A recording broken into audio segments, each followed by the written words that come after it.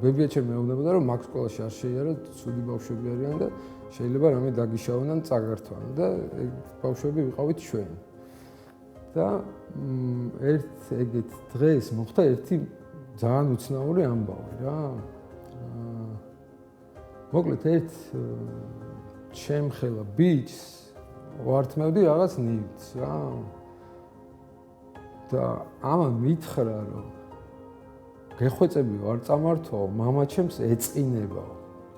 ხო და კლასიკა იყო რომ მამაჩემი გამიბრაზდებაო, ან მამაჩემს მოვიყვანო ან რაღაცა და მამაჩემს ეწყინებაო, არავის არ უთქვამს რა.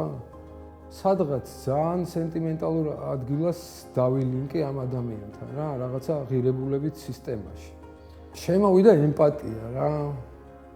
მაგ დღეს ალბათ ჩემ ცხოვრებაში ისეთი ფორმით რომ იქამდე